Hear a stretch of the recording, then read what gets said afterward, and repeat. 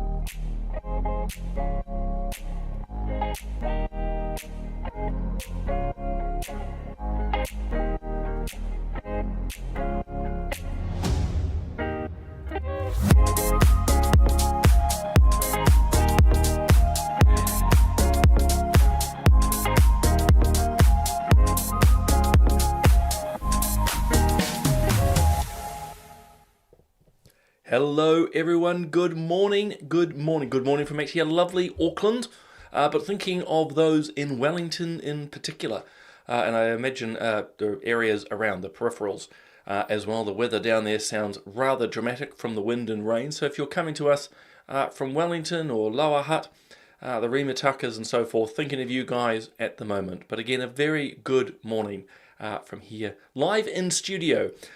For Solid Ground, where I talk the issues of the day, the cultural, the social, the political, the ethical, things that have caught my eye. But because this is a live show, know that you can jump on. You can jump on anywhere, actually, and comment any of these sites. But if you want to come in live to the studio, jump onto the YouTube channel or onto Facebook of Family First. So if you're on my Facebook page, lovely to have you. On Instagram and so forth, I'll see your comments after the show. But jump onto the Family First YouTube channel or Family First Facebook, and you'll come live to me here in studio. And I'm stressing live because regulars will know I was not live on Thursday. I was over in Perth, of all places. And I will admit I only got back yesterday and feeling a little bit jaded.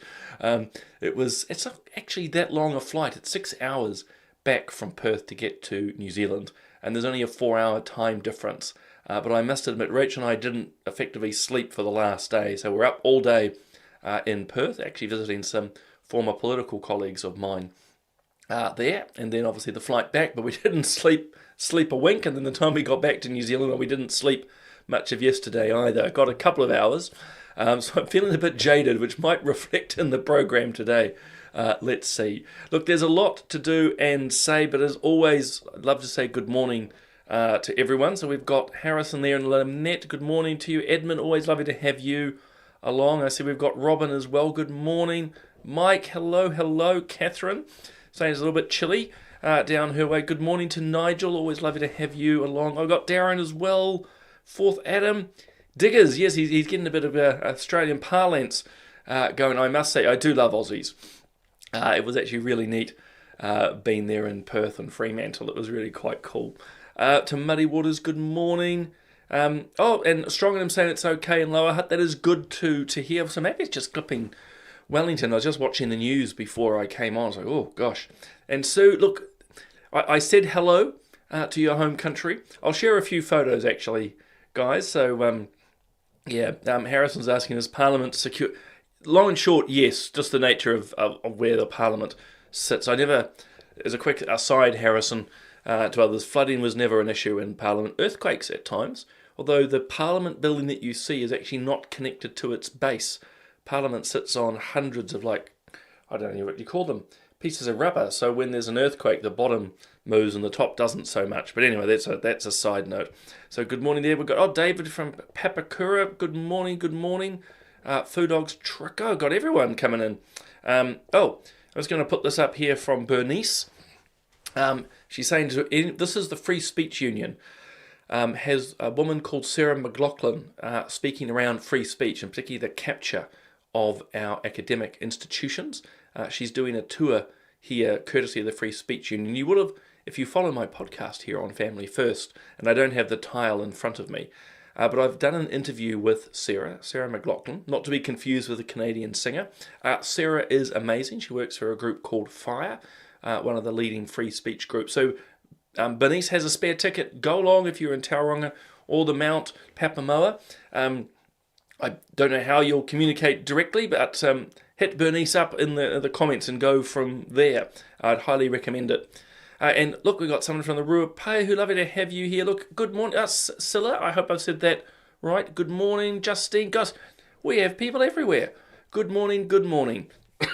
As I say, I may be a little slower and jaded this morning, which is not an ideal thing.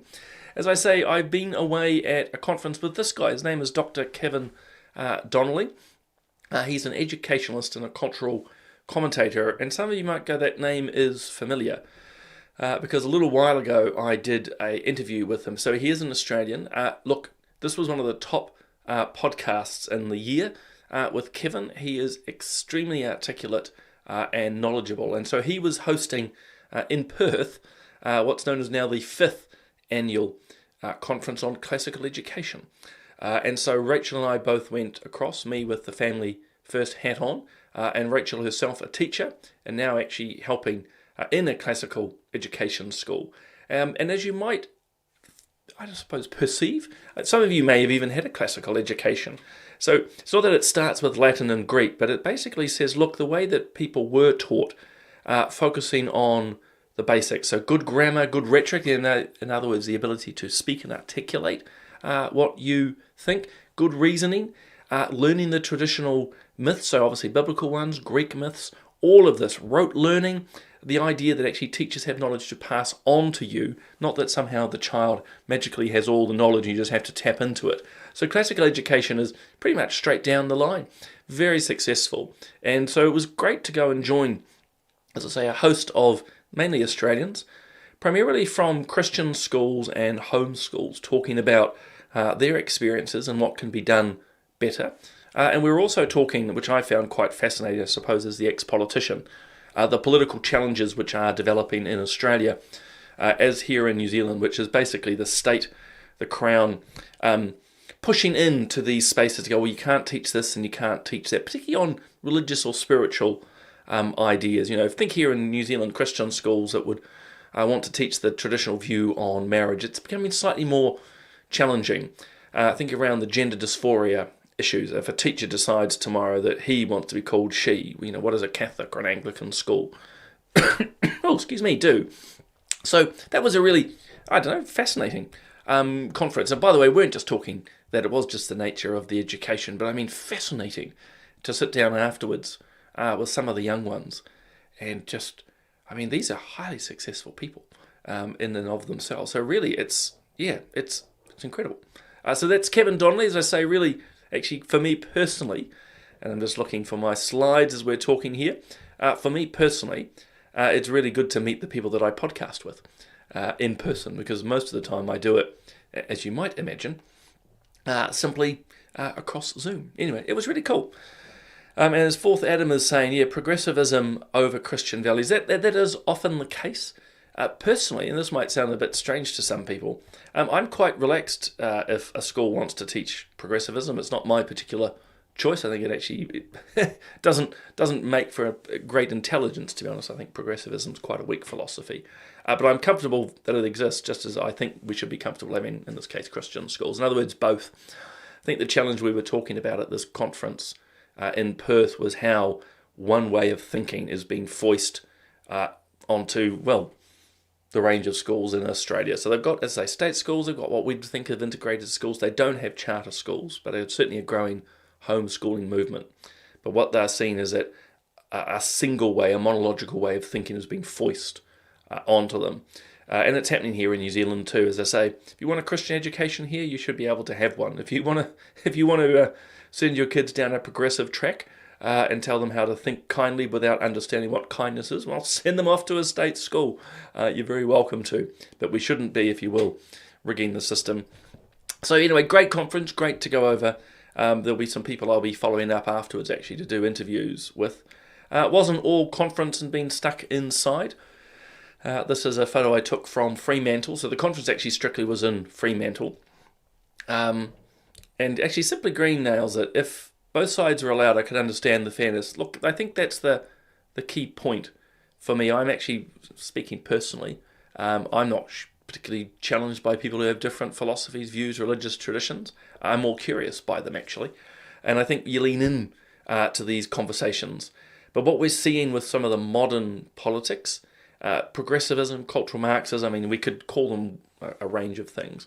They're quite actually a totalitarian mindset. They're a totalitarian philosophy, agree with us or else, which is why we have the challenges now of cancel culture, why we're having ever-increasing codes of conduct in the professional space to make sure people are not allowed to say and think what they believe, even if it has nothing to do with their workplace. You're seeing the media becoming more and more captured, a mainstream media, down singular lines. So it's quite a challenge out there. Anyway, God, I'm always being distracted because there's actually some really interesting topics to come, including something Bob just sent me about 10 minutes ago around nurses and cultural competency. I better share that. But look, this is from Fremantle. This was the night after the conference. So I'm just going to take a sip of coffee. I'm about to lose my voice. It is stunning, as Dennis, who's clearly been there, it is just beautiful. So this is the Indian Ocean as the sun goes down. It was, I have to say, quite romantic, but just very beautiful. You can imagine as the sun was, and it goes down really fast. It's quite literally, you're just sitting there watching as it just slowly goes down. Just stunning, absolutely stunning. And just before it went down, there we go, the two of us looking very relaxed. I will stress I did not look like that during the conference, nor Rachel. But yeah, on the foreshore of Fremantle, though, they have a whole lot of, well, it's a bar and restaurant. So we just grabbed a drink and sat in these chairs, and it was just lovely. I said, a really cool trip. And then on one day we went across the water to a place called Rat Nest Island, and it was called it because of I'm going to show you a video, a little creature which is actually like a small kangaroo, or in the kangaroo family, called a quokka, and they are mostly everywhere. But I'll show you a little picture. But I think you'll understand why the first European explorers thought they were little rats. But this was just a photo I took. Oh, not a photo, a video. See, I told you I'm still a bit jet lagged.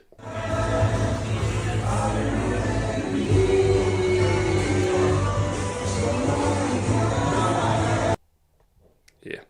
Anyway, it was a great trip. Lovely to be back. And as I think it's Simply Green again, noticing the paradox of tolerance. Oh no, I've hit the wrong one. But yes, Dennis is right. It is a beautiful, and love Perth itself, going through a place, Kings Park, walking down to the bell tower, around Elizabeth Quay. It was great. The paradox of tolerance.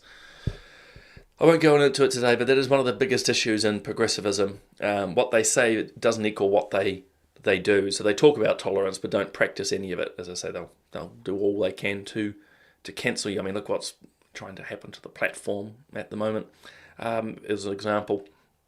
So that's, well, nothing more can really be said. As I say, it's a totalitarian dynamic, and we've got to push back against it. There's nothing wrong with different ideas. Harrison's asking, is that a rat in the restaurant? Well, sort of. This is a restaurant on the waterfront of Rottnest Island, and it's very open. So these little kangaroos, these quokkas, just walk on through. No different. They're not rats, so they are little kangaroos. And look, no one's bothered by them. They just bounce on through, and they just nibble away. It's no different than having here in New Zealand the pigeons and the like going on through. So yeah, and they don't jump up onto you. I don't think. Well, no one seemed bothered. I certainly wasn't. Hey, look, I mentioned. Actually, I'll get to that story in a moment. I just want to draw your attention to this podcast I did last week. So you've heard me talk about Päivi Räsänen. She's the Finnish MP, found guilty under their war crimes and hate speech legislation for a marriage pamphlet she put out 20 years ago. She initially got into trouble in 2019 for a tweet which she directed at the Lutheran Church. So if you know Finland, it's primarily a Lutheran country. So the Lutheran bishops were supporting the Pride Parade there in Finland, and so she posted about Romans 1, saying, well, how can you do that as church leaders? It's not scriptural. So she got into trouble for that. The Finnish state, the authorities decided to make an example of her, because, coming back to an earlier comment about tolerance and progressivism, there is none. You have to buy into the modern agendas around the nature of family and marriage, and if you don't, you're going to get, well, like Päivi in Finland, dragged through to the Supreme Court.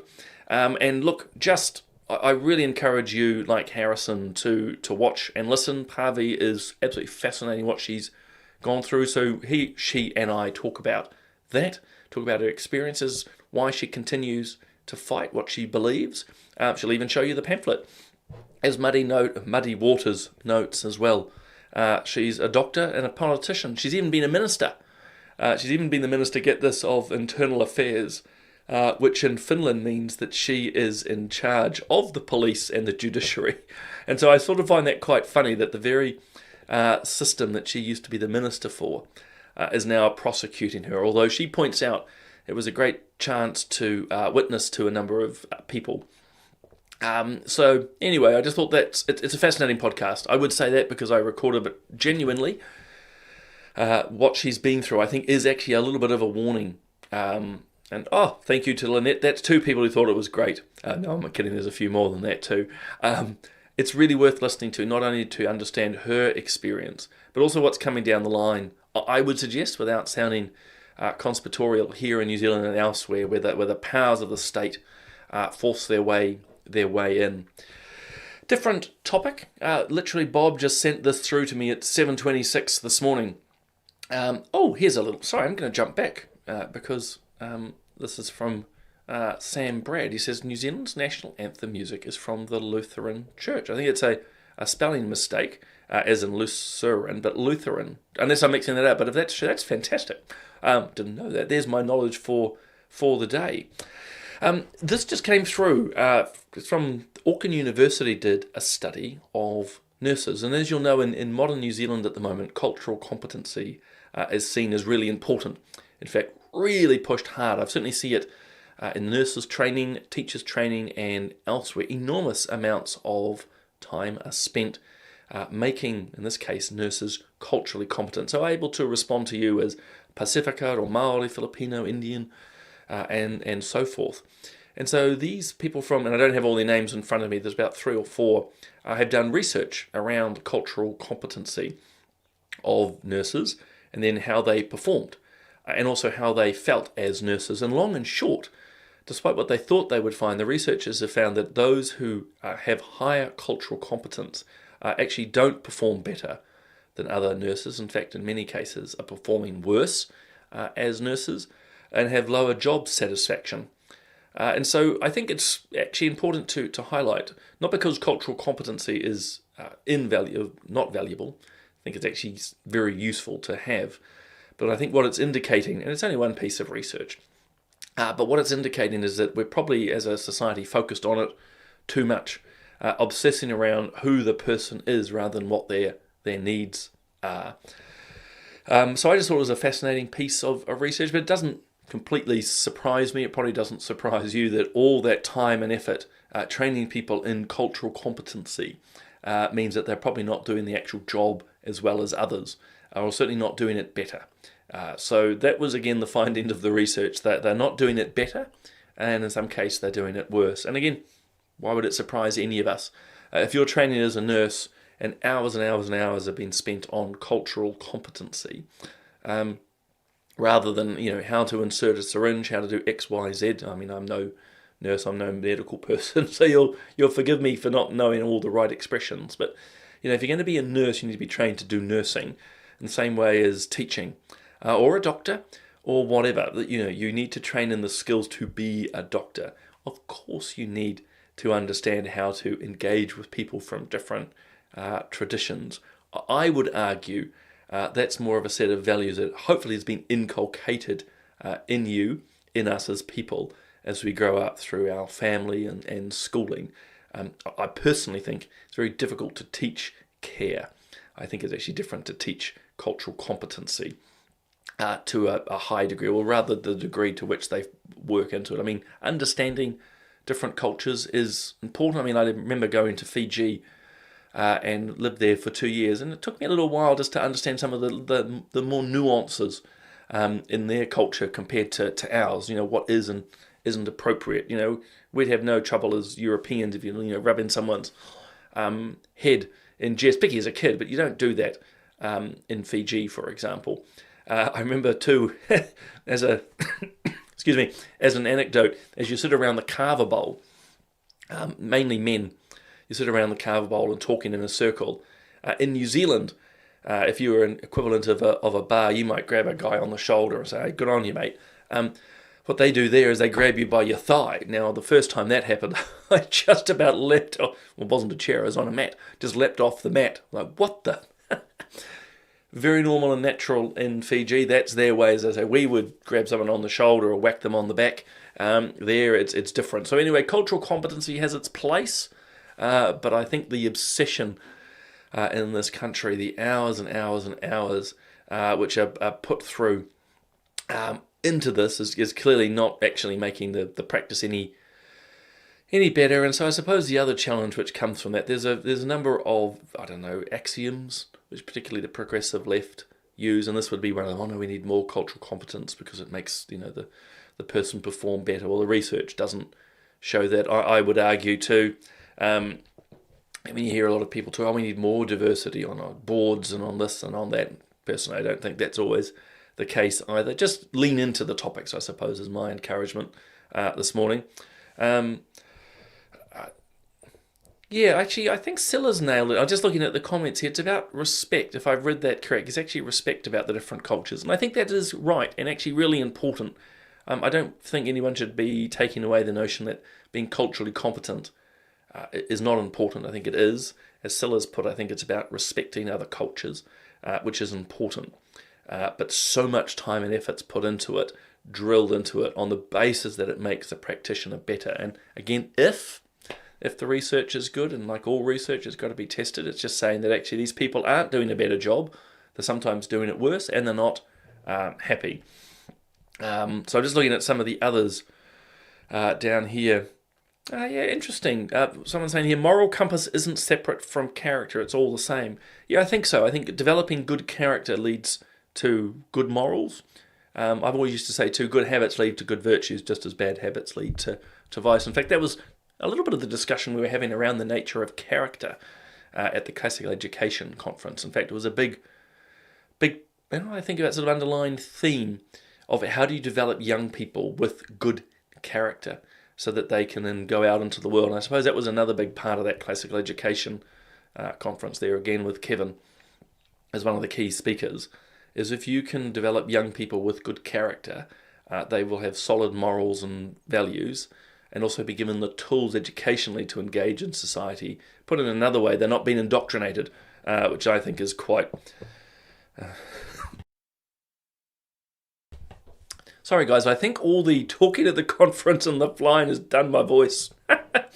Anyway, that's enough on the cultural competency. I thought, look, typical me, run out of time and prattle on too much. I just wanted to touch on this very briefly, not because I want to delve into the Iranian war or whatever, but I just thought, very typical of this reporter, I think if I've got the right one of how she writes, this scare tactics or anti-American agenda wrapped up as journalism.